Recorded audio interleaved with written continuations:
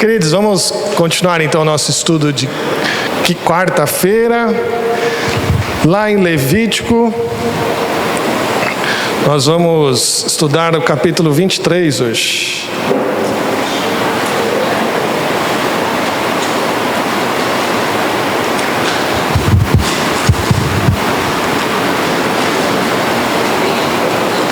Isso, Levítico capítulo 23. Vamos falar sobre festas hoje. Festas, sempre bom celebrar, não é? Hoje é dia da gente falar sobre festas. As festas solenes, como diz aí o capítulo 23.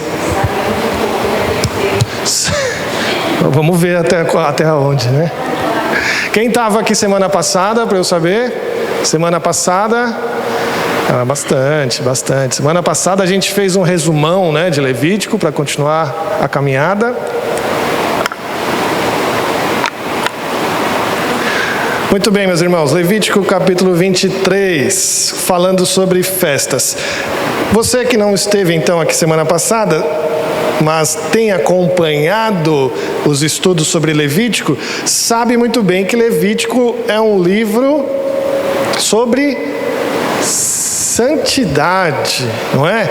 É o livro que foi escrito para aqueles que Deus chamou. Deus chamou um povo para si, reservou um povo para si, e esse livro é escrito para esse povo.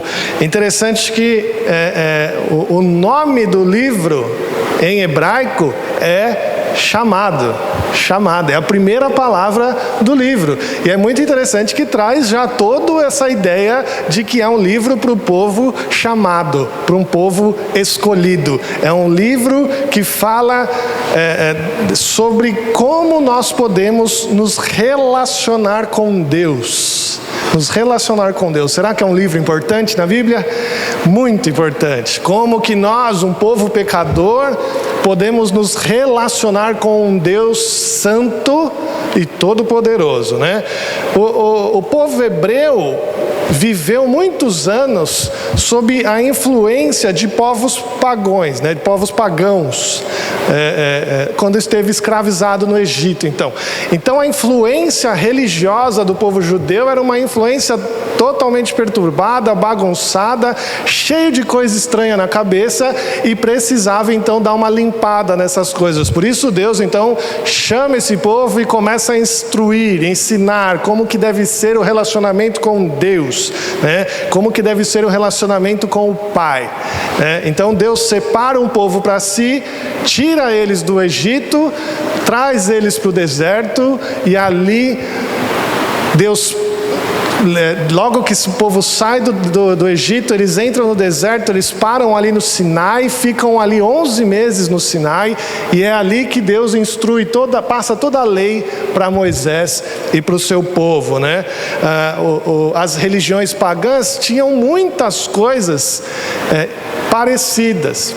Então Deus teve que fazer deixar tudo muito às claras, sabe? Bem detalhado. Então Deus fala com eles dessa maneira bem detalhada aqui.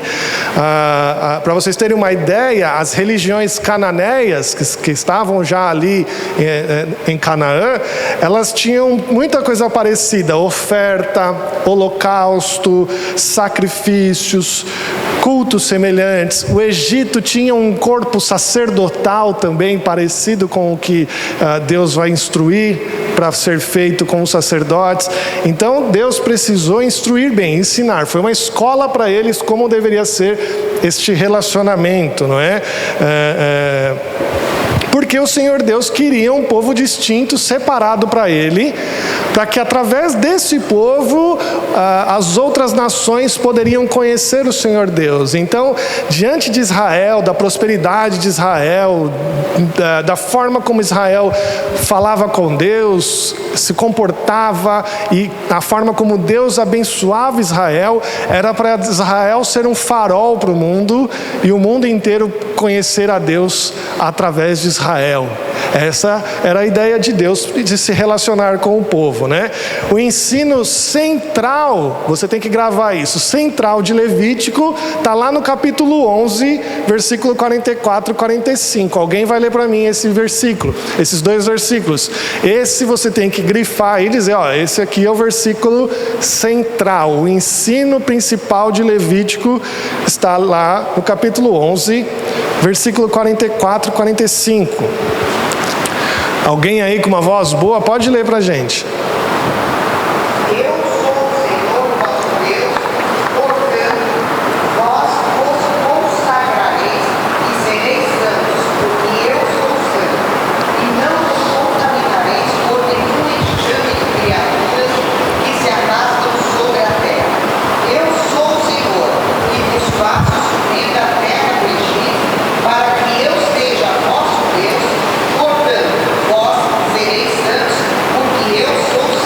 Então, aqui está essa necessidade clara do povo ser santo, porque o Deus é santo.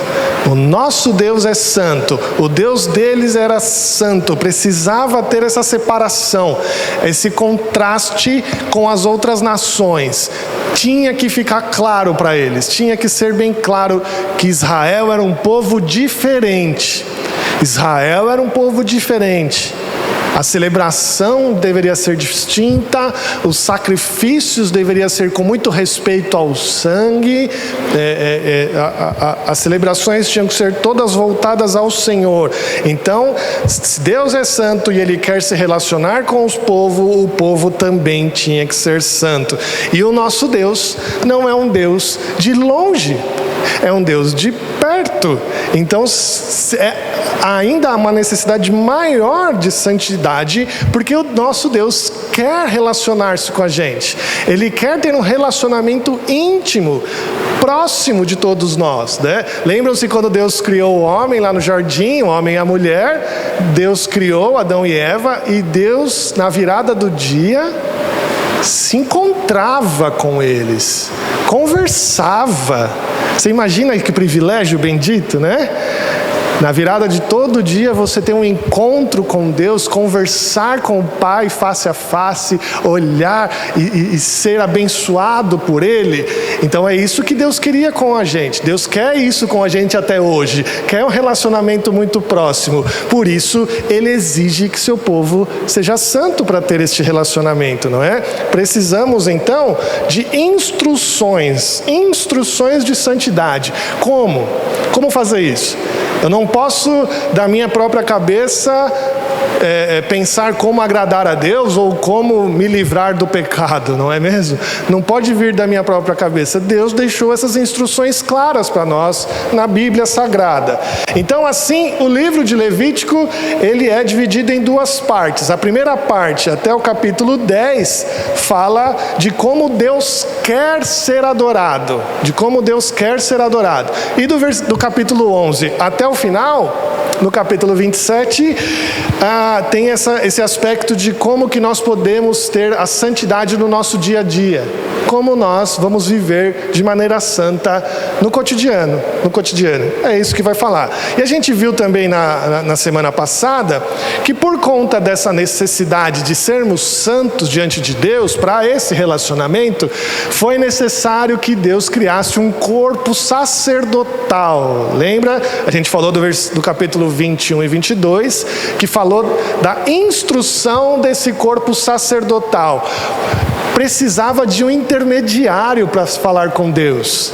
Precisava de uma intermediação de um povo que tinha uma santidade mais elevada, lembra? Os graus de santidade. Deus criou então 3 graus, né? A congregação, que era o povo em si, os sacerdotes, que já possuíam uma informação, uma lei um pouco mais pesada para a santidade do sacerdote, e o sumo sacerdote. Tinha então que ser bem mais separado, bem mais reservado, porque ele tinha um papel muito mais próximo do Senhor muito mais próximo do Senhor para nos intermediar. Então o sacerdote era aquele que intermediava você com Deus, levava o teu sacrifício para o Senhor, e o sumo sacerdote era aquele que representava a humanidade restaurada. Olha que importante que ele era. Ele representava a humanidade já restaurada. Por quê? Porque ele tinha o contato no trono do Senhor. Era ele que entrava no Santo dos Santos. Então, se ele via o Senhor, se ele tinha esse contato próximo com o Senhor, ele representava já a humanidade restaurada diante de Deus. Então, era ele que levava ali a purificação, ele que levava ali o sacrifício principal diante do Santo dos Santos. Era essa pessoa tão importante aqui. Como a gente viu também, era cada grau tinha uma necessidade, um grau de exigência de santidade maior diante do Senhor, né? E essa necessidade essa exigência maior de santidade, né, do sacerdote, e essa exigência dos animais serem santos, dos animais serem puros ali, no sentido de sem defeito, isso prenunciava a vinda de Jesus, prenunciava a vinda do Senhor, do Messias, que ele sim foi o sumo sacerdote perfeito, não teve pecado, e ele foi o Cordeiro perfeito também, que não teve pecado e se entregou por nós, né? Isso nos mostra que a forma sacerdotal apontava para Cristo no sacrifício perfeito. Já estava ensinando o povo a necessidade de um sacrifício perfeito, porque o sacrifício do Antigo Testamento era uma forma paliativa de resolver o problema. Não resolvia definitivamente, não é? Você pecava, aí tinha que levar um animalzinho lá no sacerdote para ele sacrificar, para perdoar o seu pecado. Resolvia o problema ali temporariamente, porque no outro dia você ia pecar de novo e ia carecer de um novo animalzinho. Então eles viam que isso não era suficiente, era necessário um sacrifício perfeito, era necessário a vinda do Messias, que iria restaurar esse nosso relacionamento com Deus. Então, a visão que nós temos hoje do sacerdote, nós temos que pensar o que tem a ver com a gente hoje, o sacerdócio. O que tem a ver com a gente hoje, a informação que Levítico traz sobre a classe sacerdotal. Que nós, hoje, somos, de certa forma, sacerdotes de Deus, não é? Somos, de certa forma, sacerdotes do Senhor. E carecemos também de santificação. Nós somos esse sacerdócio real, nação santa, povo de propriedade exclusiva do Senhor. Então nós, como sacerdotes, cada um aqui sacerdote do seu lar, cada um aqui sacerdote dos seus amigos, dos seus parentes, tem a necessidade de uma vida mais santa para você refletir a Cristo naquele lugar. Então, quando a Bíblia chama o sacerdote para ser mais santo que a comunidade, nós temos que tomar para nós hoje como o quê? Você é sacerdote do teu lar, cara. Você precisa ser mais santo ali do teu lar.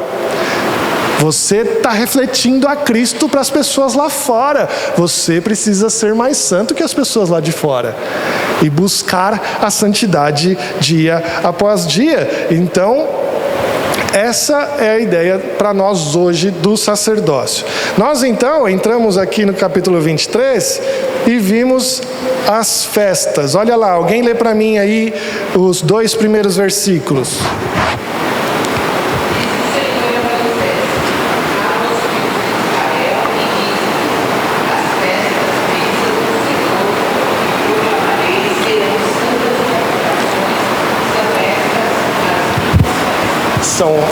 São estas as minhas festas. Muito bem, então, se o nosso Deus quer um relacionamento conosco, nada melhor do que determinar uma festa, uma comunhão, uma celebração.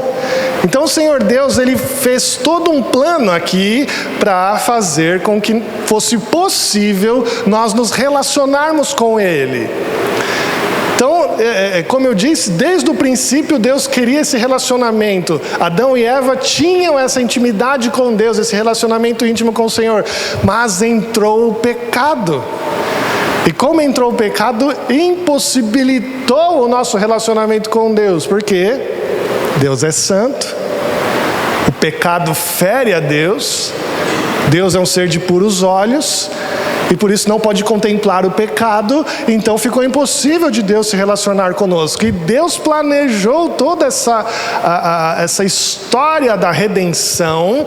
Deus planejou ali o povo de Israel. Deus planejou ali os sacerdotes. Tudo para mostrar para nós como que deveria ser esse resgate. Como que deveria ser essa reaproximação com o seu povo. Então, como Deus planejou e nos revela como que foi essa história da redenção, Ele nos revela através do sacerdote, mas claro para nós hoje, apontando então essa redenção através de Cristo. Então, se Deus quer se relacionar com o seu povo, Ele começa a preparar ali, e diante da história de Israel, Ele nos mostra que Ele começa a retomar um relacionamento com o seu povo. Agora o povo tinha a possibilidade de ter os seus pecados perdoados, e assim voltar a ter um relacionamento com Deus. Até esse ponto, Deus mostrou para eles: olha, se vocês querem ter um relacionamento comigo, faça isso, faça isso, faça isso, crie os sacerdotes, traga os animais, e assim vocês retomam o relacionamento comigo. E aí Deus agora, com a possibilidade de retomar este relacionamento, Deus institui as festas solenes.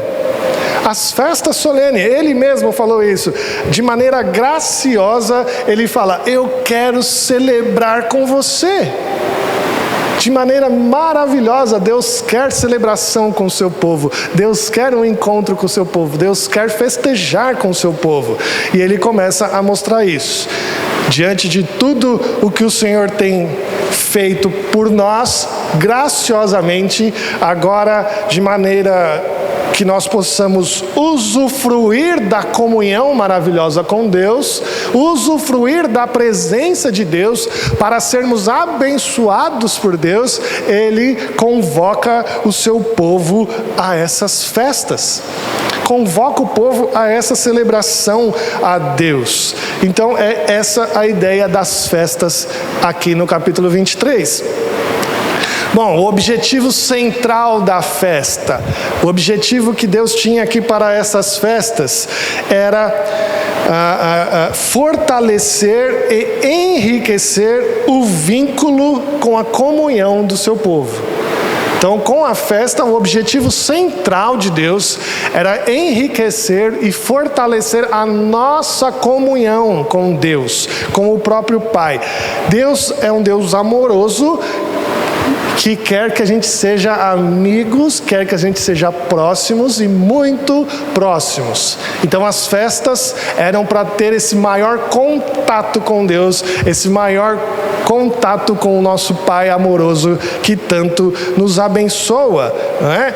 Por isso, em cada ocasião, cada festa aqui, deveriam ser realizadas uma comunhão espiritual com o Pai, uma interação pública, ou seja, as pessoas deveriam interagir, a comunidade deveria interagir, e também um descanso do trabalho. Isso era característico das festas, né? Na festa, o trabalho, você deveria ter o seu descanso do trabalho, deveria parar por um momento do teu trabalho, da tua rotina como um todo. Então era essa a intenção. As festas eram ocasiões, meus irmãos, de regozijo do povo. Regozijo. O povo regozijava, o povo comemorava os eventos de libertação do passado, os eventos de bênção do passado. As festas todas tinham essa ideia de celebração, de comemoração. Era para que eles mantivessem vivo na mente o que Deus havia feito para eles. Então, na festa, ela sempre tinha um objetivo de relembrança, de lembrar o que Deus tinha feito. E isso tem um efeito pedagógico, não é mesmo? Porque quando você vai numa celebração com o seu filho pequeno, né, a criança vai perguntar: o que é isso? O que é isso? Para que é isso? Né? Criança faz só pergunta: para quê? Por quê? Para quê? Como é que é? E você iria ensinar o seu filho sobre os feitos do Senhor. Então a festa era para lembrar, era para relembrar. Por quê? Era para relembrar, era para comemorar algo do passado. E com isso manter vivo na memória do povo, porque você ensinava o seu filho sobre aquela celebração. Olha a importância de ter o filho perto nas celebrações, de ensiná-lo o motivo daquela celebração. É essa ideia que traz aqui as festas do Senhor, né? O pai tinha esse objetivo, então, de ensinar o filho, né? Consecutivamente, na comemoração, ensinava ali o seu filho. Além disso, as festas também tinham uma perspectiva escatológica, né? O que é uma perspectiva escatológica? A festa tinha a intenção de apontar para a celebração final diante do Senhor. Ela apontava lá para a nossa morada no céu. Ela apontava para a celebração final diante de Deus, né? Lembra que o povo, a gente leu o Salmo de Romagem, né? Agora na abertura, o povo, quando ia caminhando, peregrinando para as festas, o povo cantava, né? Cantava alguns salmos de romagem diante da ida. E a gente consegue perceber diante dos salmos de romagem essa esperança, né? Essa esperança da terra prometida, da Nova Jerusalém. Já agora Nova Jerusalém para nós hoje. Eles já tinham a Canaã, né? E para nós a gente consegue observar essa esperança, esse anseio pela celebração final vinda do Senhor. Então as festas tinham esse efeito de apontar também para a celebração final no dia do Senhor, no dia vindouro, né? Então esse era um dos objetivos, né? Outro propósito também das festas acompanha o objetivo principal do livro. O objetivo principal do livro é santificação. As festas também acompanhavam isso. De que forma? A festa tornava o povo de Israel, então, um povo consagrado ao Senhor. Perceba, todas as festas aqui que eles tinham, eles precisavam separar 67 dias. 67 dias de cada ano. 67 dias por ano de celebração. Então o povo de Israel tinha 67 dias para celebrar. Separado, dias do Senhor. Não podia trabalhar, não podia... 67... Dia das festas, além dos sábados, tudo mais, né? Tinha mais dias, tinha dias de domingo, tinha semanas inteiras. Todas essas semanas, todos esses dias somados davam 67 dias de consagração. Aquele dia que você fica todo voltado para o Senhor, aquele dia que sua mente fica toda voltada para a celebração, onde você fica todo envolvido no culto, fica todo envolvido no sacrifício. Você tem que pegar um animalzinho pelo braço. Era difícil, imagina só quanto que pesava o animalzinho, né? Pegar ele no braço, levar, tinha que ir devagarzinho levando os animais até lá o templo. Todo esse envolvimento, tudo isso era celebração de culto para o povo de Israel. 67 dias por ano exclusivos para adoração a Deus. As festas tinham também esse papel de santificação do povo, de separação. Olha, esse dia você vai separar. Sabe o que é isso legal? A festa então trazia no povo um hábito de adorar a Deus. Um hábito de adorar. Sabe por quê, meu irmão? Eu vou te contar um segredo aqui. Talvez você não saiba.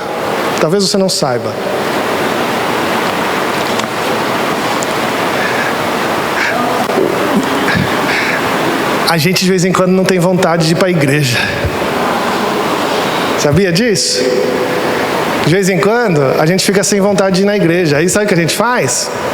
A gente falta. Hoje eu vou ficar em casa, estou cansado. Aí eu falto. Aí no outro domingo, o que vai acontecer? Não estou sem vontade de novo. Você vai perdendo o hábito. Então o Senhor Deus, quando Ele estipulou as festas de comemoração, onde você tinha que parar o seu trabalho, onde você tinha que deixar tudo que você estava fazendo, tinha que deixar a lavoura, tinha que deixar o gado, tinha que deixar tudo que você fazia para adorar a Deus, Deus estava criando um hábito, para que o povo pudesse sentir o desejo de adorar a Deus, sentisse o desejo da comunhão do Senhor.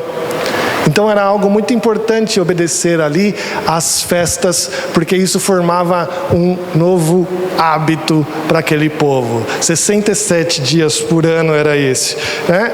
E o objetivo não era só separação do povo no sentido de apartá-los do mal, sabe? Eu vou separar você aqui, você vai ficar aqui pertinho de mim, separar do mal. Não, o objetivo da festa era, além de separar ele das coisas más, mas colocá-los perto do Senhor. Ou seja, não adianta você ficar só separado, não, você tem que ficar separado, porém perto de Deus. A festa trazia esse sentido para eles. Vocês não são só um povo separado e ficaram ali no cantinho excluído. Não, não é essa a ideia. Vocês são um povo separado para ficar perto de Deus, para ficar próximo do Senhor. E aí você vai ter essa possibilidade de ser abençoado por Deus diante de tudo isso que a festa proporcionava. Bom, o fundamento da festa era esse. Aí começa a primeira celebração aqui. Alguém lê para mim o versículo de número 3. 6 dias trabalhareis, mas o 7º será o sábado do descanso solene, santa convocação, nenhuma obra fareis. É sábado do Senhor em todas as vossas moradas. Sábado é uma festa? Que estranho. É dia de descanso ou é uma festa? Fiquei confuso agora, hein? É um descanso solene ou é uma festa? Não tem essa de ponto de vista não, Juan, por favor. Esse negócio é de liberal, aqui não é... E agora? É festa solene ou é dia de descanso? Cadê? O pessoal do fundo não participa? Não, eu vou ter que... E aí? E aí? O que é? É dia de descanso ou é festa? Dia de descanso? No qual a gente pode festejar? Boa, é isso mesmo. É um dia de descanso, mas é uma festa. O sábado do Senhor era um dia de celebrar, não só de descansar. Era uma festa sim. A Bíblia diz da alegria do povo de estar no sábado do Senhor. Era um dia de grande regozijo. Grande regozijo. Alguém lê para mim lá Gênesis 2, 2 e 3, por favor.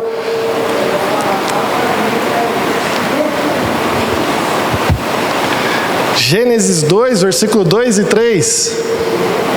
E havendo Deus terminado no dia 7º a sua obra que fizera, descansou nesse dia de toda a sua obra que tinha feito.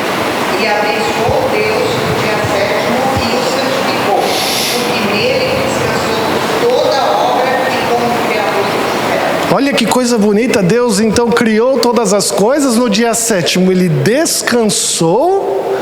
Porém, além de descansar, ele fez o quê? Abençoou e o santificou. Olha que coisa maravilhosa é o dia 7º. Olha que coisa maravilhosa é o sábado do Senhor. Mas Deus precisava de descansar? Será que Deus se cansou de fazer a obra? Será que Deus ficou cansado e falou, opa, vou dar uma parada aqui, porque senão eu não aguento para a próxima semana? Não, Deus não precisava de descanso. Quando Deus descansou, Ele já estava pensando na humanidade, porque a humanidade sim precisava descansar. Então, quando Deus descansa aqui, Ele descansa para mostrar para o homem que o homem precisa de um dia de descanso por semana. 7 dias você trabalha, vai ter que trabalhar. A Bíblia é contra o ócio, a Bíblia é contra você não fazer nada, né? Se você quer comer, então trabalhe. 7 dias de trabalho. Sempre que tem um mandamento, a gente tem que aprender isso. Sempre que tem um mandamento positivo, tem um outro negativo, né? Quando a Bíblia diz não matarás, não está falando só não mata, está falando incentive a vida, proporcione a vida.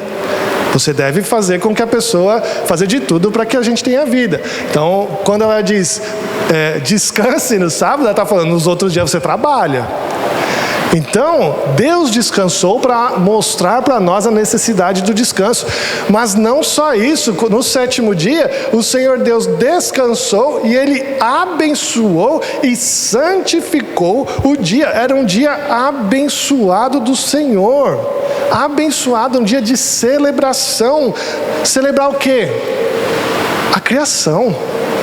Celebrar que nós temos um Deus criador de todas as coisas, que criou tudo e tudo muito bom, para todos nós usufruirmos. Esse era o dia de descanso, esse era a ordem aqui dada. Então, quando o sábado está colocado aqui nas festas, ele é colocado nesse sentido de celebração, de regozijo do dia que o Senhor santificou, o dia que o Senhor abençoou, não é? O sábado, ele deve ser um dia, meus irmãos, um dia onde nós paramos para refletir espiritualmente, refletir das coisas de Deus, tudo que Deus criou, tudo que Deus fez por nós, né? Porque mostrava o início de uma nova semana, o início de um novo recomeço, um início de um relacionamento com Deus, um Deus que se relaciona conosco. Então era um dia de parar, refletir sobre as coisas de Deus. Por isso que tem que parar a tua rotina, tem que parar o teu trabalho, tem que parar o que você faz rotineiramente. Não é um dia para você ir no automático e fazer as coisas que você sempre faz. É um dia que você para, reflete as coisas de Deus, pensa sobre isso, né? No sábado, o israelita devia renunciar às suas obras, renunciar os seus afazeres. Ele tinha que parar tudo, deixar tudo o que ele fazia. Mas isso para nós hoje já está meio que no automático. Mas pensa em alguém que dependia do seu trabalho manual para sobreviver. Então ele renunciava de algo que poderia trazer o sustento para ele. Não era uma simples folga do trabalho, né? Ele dependia disso, né? Às vezes estava esperando aquele dia certo para fazer a plantação, né? Na roça isso é mais fácil da gente observar, né? Era o dia, que hora é aquele dia, mas é sábado, você tem que renunciar. Você tem que renunciar à sua obra. Isso é muito forte nesses tempos, nesses termos. Não é um simples dia de folga, não. E assim, você fazendo isso, você reconhece que o Senhor Deus é o Deus da sua vida. Você reconhece o domínio do Senhor na sua vida. Quando você renuncia aos seus afazeres no sábado, você está mostrando para Deus que você confia no Senhor. Eu confio em Ti, Senhor. Se o Senhor mandou eu parar, eu vou parar, né? Às minhas vistas, aos meus olhos, esse dia era o melhor dia para eu plantar a minha roça. Mas eu não vou fazer. Vou esperar o outro dia. Mesmo que eu corra o risco de estar uma chuvarada. Essa é a ideia. O Senhor está no domínio sobre todas as coisas. Se Ele mandou, é assim que devemos fazer, né? A forma que eles guardavam o sábado, essa extrema importância que eles davam ao sábado, né, é encontrada no livro de Ezequiel. Alguém lê para mim lá, Ezequiel capítulo 22. Olha só, aqui eles estão atribuindo o exílio do Reino do Sul por eles terem quebrado o sábado. Olha que importância que era a guarda do sábado. Alguém acha lá Ezequiel capítulo 22? Lê o versículo 8 para mim. As minhas coisas santas eles pesaram, e os meus sábados profanaram. Isso, tá vendo? Olha só, agora lê o versículo 26.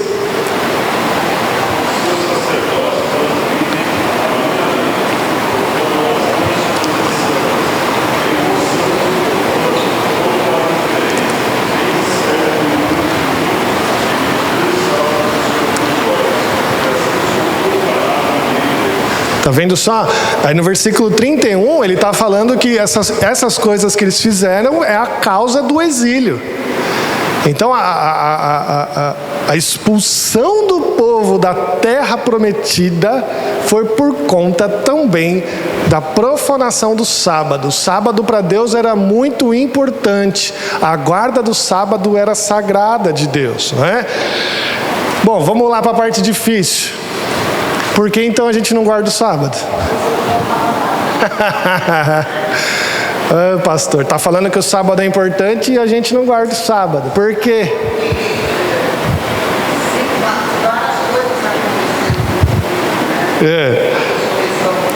Isso, tem um pessoal que já sabe muito bem. Na Confissão de Fé de Westminster, você encontra um capítulo que fala sobre isso. É muito legal você saber, para você consultar um dia que você não lembrar. O que será que o pastor falou mesmo? Por que a gente guarda o domingo e não o sábado?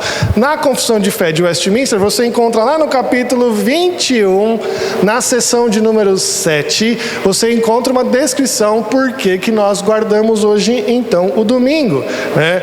Eu vou ler para vocês aqui, é rápido, tá? É assim que diz: como é lei da natureza que, em geral, uma devida proporção do tempo seja destinada ao culto a Deus, assim também é sua palavra, por preceito positivo, moral e perpétuo, preceito que obriga a todos os homens de todos os séculos, que Deus designou particularmente um dia em 7 para ser um sábado, descanso, santificado por Ele. Desde o princípio do mundo até a ressurreição de Cristo, esse dia foi o último dia da semana.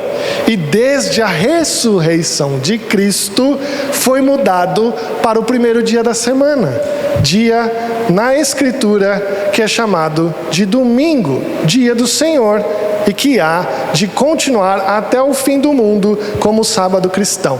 Então, como o povo de Israel tinha na sua mente que o sábado era uma celebração da vida, celebração que Deus havia criado todas as coisas, eles entendiam que o sábado não era só um descanso, era um dia de celebrar. E como isso estava cravado na mente do povo, quando Jesus Cristo então ressuscita no domingo, eles falaram: nós temos que celebrar agora neste dia. Então eles mudam já aí a celebração do 7º dia para o primeiro dia da semana. Os apóstolos. Sim, a gente vai ler agora 1 Coríntios 16, 12, olha lá.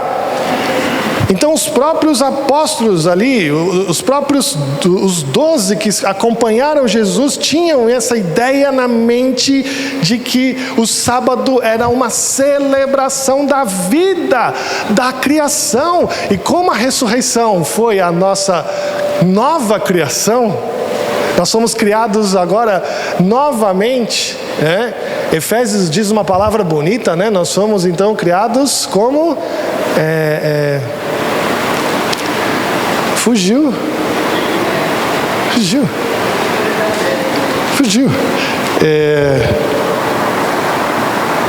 Depois eu vou lembrar. É uma palavra que na tradução original, no grego, é poema, obra-prima do Senhor. Nós somos essa nova criatura, né, de Deus. Então é muito bonito. Então 1 Coríntios 16, 1 e 2, alguém lê pra gente?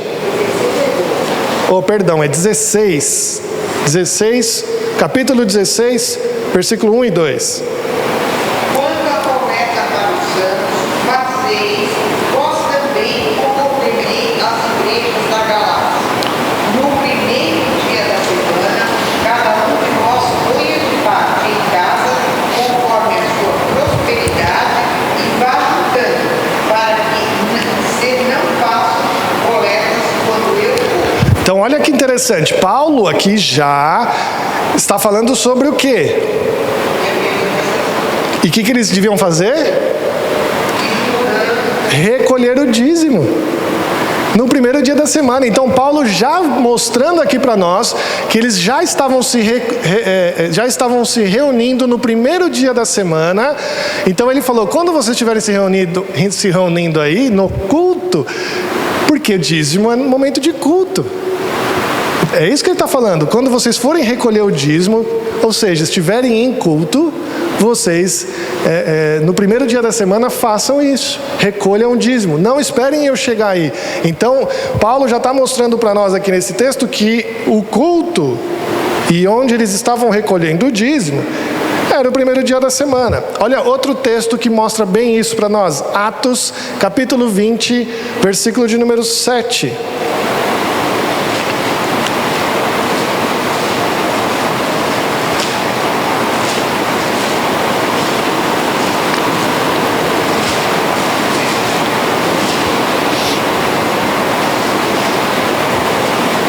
Alguém pode ler para mim? Atos capítulo 20, versículo de número 7. No primeiro dia da semana, estamos nós reunidos com o fim de partir o pão, e a seguir exortava o louvor até a meia-noite. Muito bem, a exemplo de Paulo, ainda são 9 horas. Vamos prolongar o discurso até meia-noite. É brincadeira essa parte, mas olha só, no primeiro dia da semana eles estavam reunidos para quê? Partir o pão, Santa Ceia do Senhor, era culto, e Paulo no culto estava fazendo o quê? A sua mensagem, ele se prolongou na sua mensagem até meia-noite. Olha só, os apóstolos já estavam observando o primeiro dia da semana ao invés do sábado. Então eles entenderam que como o sábado é uma celebração, o sábado deveria celebrar a vida, na ressurreição de Cristo. Eles falaram, agora nós vamos celebrar a nova vida que nós temos em Cristo, e começaram a celebrar o domingo. Então a troca já é ali, com os apóstolos, logo após a ressurreição de Cristo.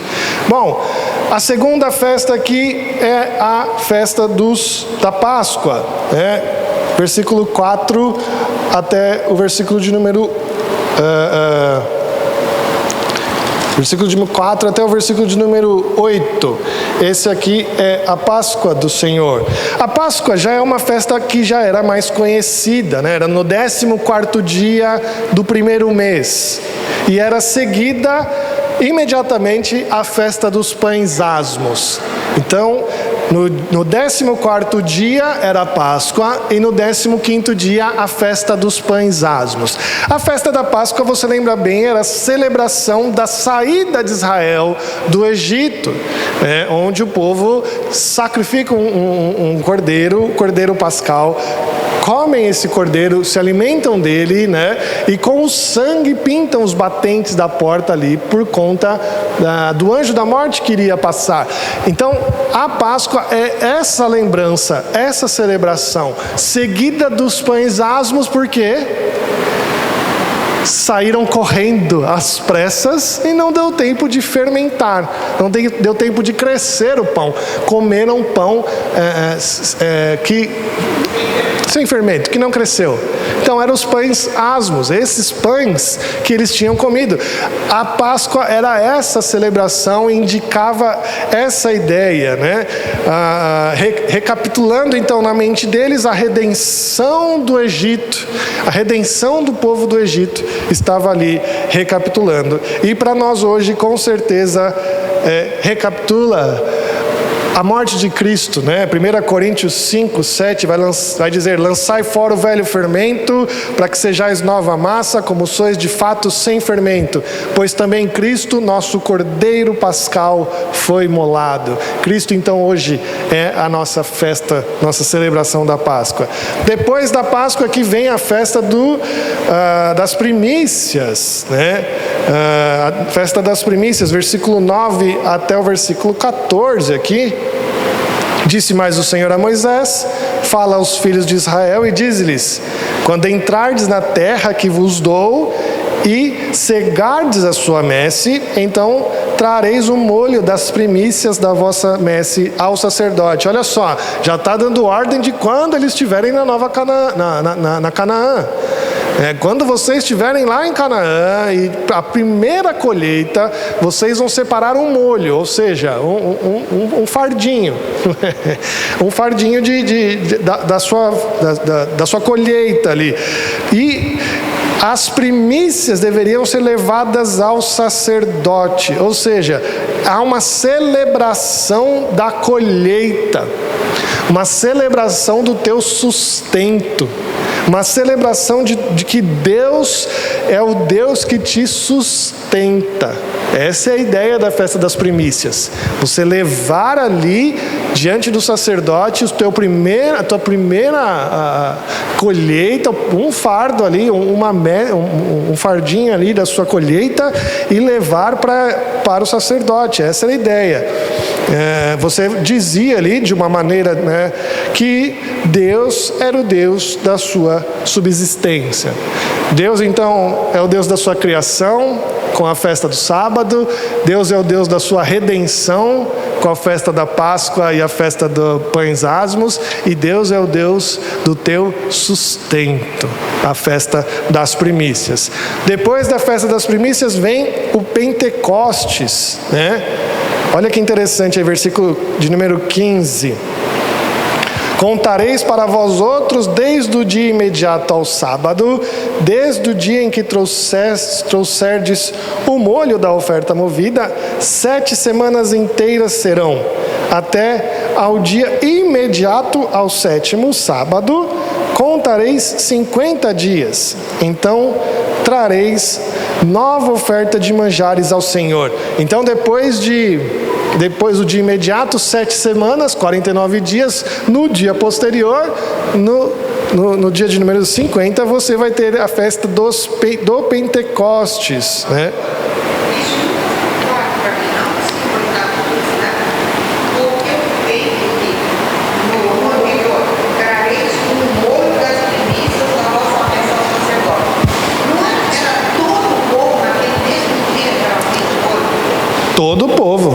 Todo o povo que tinha, ele deveria seguir, peregrinar até o templo e se entregar para o sacerdote. Não era um só.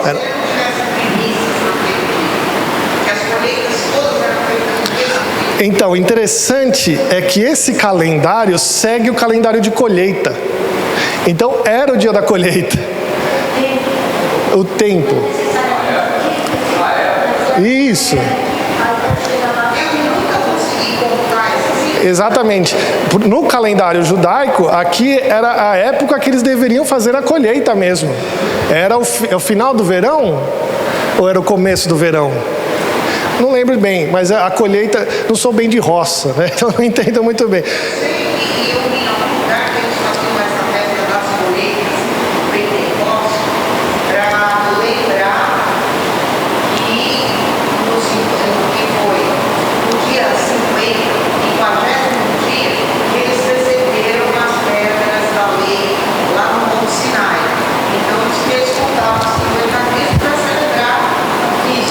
Não, os 50 dias é a festa de primícias mesmo, é a colheita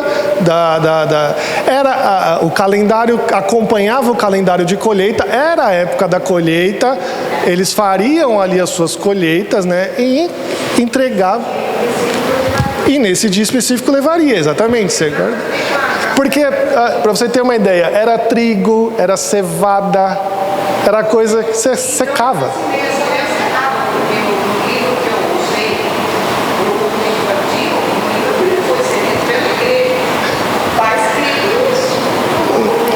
Vamos ver, eu não estou lembrado, nunca vi isso daí, que era a entrega das tábuas da lei. Mas, bom, era a festa das primícias ainda. O Pentecostes, ele era uma sequência da festa das primícias. Era a festa das primícias, 50 dias depois, a festa do Pentecostes, né? Pentecostes por causa do nome de 50, né? De 50. Então, eles entregavam ali diante do Senhor, faziam essa festa, tinha uma entrega aqui de mais coisas, né? Ó, perceba, eles vão entregar aqui flor de farinha, o pão, o cordeiro era entregue também era oferecido um bode, ó, versículo 19. Também oferecereis um bode para oferta pelo pecado, e 2 cordeiros de 1 ano por oferta pacífica. Então era de verdade uma celebração pela colheita, dizendo novamente: o Senhor Deus é o Deus da minha subsistência. Seguia o calendário de colheitas, né? Era essa que acontecia dessa forma aqui, né? Então era uma festa de continuidade aqui, né? O povo lembrava que o Senhor o mantinha. E depois dessa festa, a festa da trombeta, versículo 23, olha lá. Disse mais o Senhor a Moisés: falas aos filhos de Israel, dizendo: no mês 7º, ao 1º do mês, tereis descanso solene. Era um mês de festa, um mês de descanso solene, memorial, com sonidos de trombetas, santa convocação. Nenhuma obra servil fareis, mas trareis oferta queimada ao Senhor. A festa da trombeta era a chamada para o mês principal, o mês 7º, que era o mês do dia da expiação. Aquele mês que o sumo sacerdote entrava no Santo dos Santos.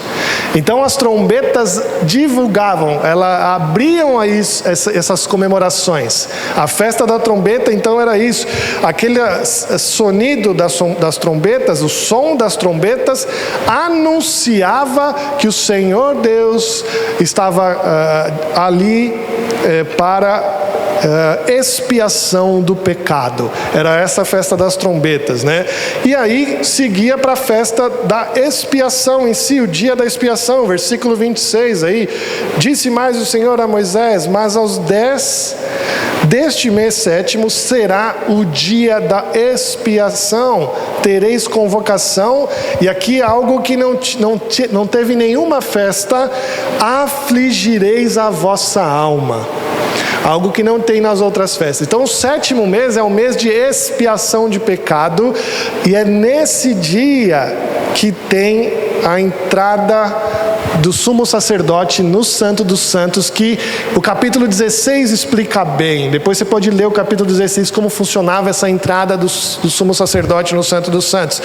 Afligir a sua alma era realmente uma expressão de negar a si mesmo. Negar a si mesmo. Ou seja, você precisa se arrepender do seu pecado. Negar os teus desejos, negar a você mesmo. Era o dia de arrependimento, dia de levar ali o sacrifício para os pecados perdoados. Então, essa era a festa da expiação. E por último aqui, a festa dos tabernáculos, 33 a 44. 5 dias após o dia da expiação, era a festa dos tabernáculos, né? Era um mês aqui, era um mês cheio de festa, o mês 7º era um mês festivo. Depois eles iriam passar 4 meses sem festa, né? Depois de Moisés entrou mais algumas festas, né? A festa do Purim, que é lá em Esther. Tem mais 2 festas que entram depois de Moisés. Então eles passavam um tempão sem festejar, né? Então a festa dos tabernáculos, né, foi celebrada lembrando o tempo que eles iriam passar ali no deserto, né? Essa celebração apresentava isso, né? Mostrava o descanso a ser apresentado ao Senhor em cada dia do período ali. celebrar a ocasião que eles viveram em tendas durante o período de partida do Egito, ali, a sua longa jornada até Canaã. Essa era a ideia da festa dos tabernáculos. Meus irmãos, festas ao Senhor, celebração. O povo de Israel deveria celebrar ao Senhor, eventos que o Senhor Deus deu de redenção. O sábado, celebrando a criação, as primícias, a Páscoa, lembrando a redenção, as primícias, lembrando a subsistência, a festa da expiação, lembrando que o Senhor é perdoador dos nossos pecados, e do tabernáculo, que Ele nos guarda e nos leva a Canaã celestial. As festas nos fazem lembrar, as festas nos levam a comemorar, mas nos lembram que Deus cuida de nós e Deus nos dá a nossa restauração, Deus nos dá a vitória, Deus nos dá a subsistência, Deus nos prometeu a Canaã celestial. Para nós hoje, Cristo é nossa festa, Cristo é nossa celebração, Cristo é nossa Páscoa. Ele que foi sacrificado sem ter nenhum osso quebrado, Cristo foi para nós essa festa. Cristo ressuscitou e é as primícias dos que ressuscitaram, as primícias dos que morreram. Cristo para nós é as primícias, são as primícias. O dia de Pentecoste já aconteceu e foi lá em Atos 2, onde teve a primeira colheita dos santos. Ali foi o Pentecostes, a primeira colheita dos santos. E a festa do tabernáculo, sabe que é legal? A festa do tabernáculo indicava para o povo de Israel que o nosso reino era o reino de Deus, e Jesus Cristo inaugura o reino. Ele é o nosso tabernáculo. O Senhor Jesus é a nossa festa para hoje. O Senhor Jesus é a nossa celebração. Queridos, o cristão deve continuar celebrando a Cristo agora, a Jesus Cristo. Deus quer se relacionar conosco ainda hoje, mas a nossa ordem de celebrar é celebrar a Jesus todos os dias. Todos os dias de nossa vida, nós somos chamados para celebração, queridos. O crente é chamado para ser uma pessoa feliz. O crente é chamado para ser alguém alegre, que celebra a vitória, que celebra a vida, que celebra a subsistência que o Senhor Deus nos dá. É ruim chegar para conversar com alguém que está reclamando da vida o tempo todo e você fala: eu sou crente. Você se assusta. Como pode? Se Deus é o teu Deus, você tem que ser alguém alegre. O Senhor Deus nos chamou a celebrar todos os dias agora, porque Ele nos salvou. Imagina só, se Ele queria um relacionamento com o povo de Israel e Ele tinha que fazer todo esse teatro, e é uma boa palavra, hoje está na moda, o teatro de Deus. O reverendo Hermes tem escrevido um livro muito bom com esse título, depois vocês corram atrás. O teatro de Deus, os homens na mão de Deus no seu teatro. Esse teatro mostra para nós como que é a restauração em Jesus. E se Ele queria uma vida de consagração, de intimidade com o povo, imagina para nós hoje que somos morada do Seu Espírito. Hoje Deus não mora mais em tenda, mora dentro de nós, então a celebração deve ser contínua. Devemos celebrar todos os dias, sim, mas ainda há necessidade de uma celebração especial no dia do Senhor. Ainda há a ordenança de guardar o dia do Senhor. O sábado cristão para nós hoje é o domingo, sim, não tenha medo disso. Quando um adventista chegar para você e falar o sábado, guardar o domingo é o sinal da besta, você fala: arreda, Satanás. Arreda daqui. É sim o domingo do Senhor. Guardar o domingo é bíblico e é uma festa. O domingo tem que ser para nós uma celebração. Nós temos que comemorar a salvação em Cristo Jesus. comemorar. Outro dia eu disse para umas pessoas, eu não lembro quem, que eu para ensinar minha filha sobre a celebração do domingo, a gente acorda no domingo muito alegre. Canta música, faz, hoje é domingo, dia do Senhor. E a gente tenta mostrar para ela que é um dia diferente, mesmo quando eu estou cansadão, eu tenho que fazer isso, tenho que ensinar a minha filha. E aí ela acostumou, ela acorda alegre no domingo, dia de celebração. Aí chega na igreja, um monte de gente de tromba. Como que eu ensino minha filha assim? Então não dá, o dia do Senhor é dia de celebrar, é dia de vir para a igreja feliz, porque é celebrando a vida que nós temos. Então a gente tem que parar um pouquinho de fazer tromba, né? Parar um pouquinho de vir com cara amarrada no domingo. Domingo é dia de chegar aqui feliz. Hoje é dia de ter aula com o pastor, hoje é dia de ter aula com a Vanusa, né? Feliz, dia do Senhor, é dia de estarmos juntos, celebrando. Não dá para ter crente vindo para a igreja no domingo com tromba. Não dá. Nós temos mais uma celebração especial também, que é ordem de Deus para nós, é a Santa Ceia do Senhor. Santa Ceia do Senhor não é só lembrança, não é só uma foto é lembrança. Santa Ceia do Senhor é celebração e promessa de bênção. Então tenha o dia da Santa Ceia por muito importante, muito. Ficar fora da comunhão deveria ser a pior coisa para o crente, o dia de maior tristeza na vida dele. Então, se você ainda não faz parte da comunhão dos santos, corra, faça parte. É importante, a Santa Ceia do Senhor, nós celebramos a vitória de Jesus. É a celebração que nós temos que ter de muito carinho.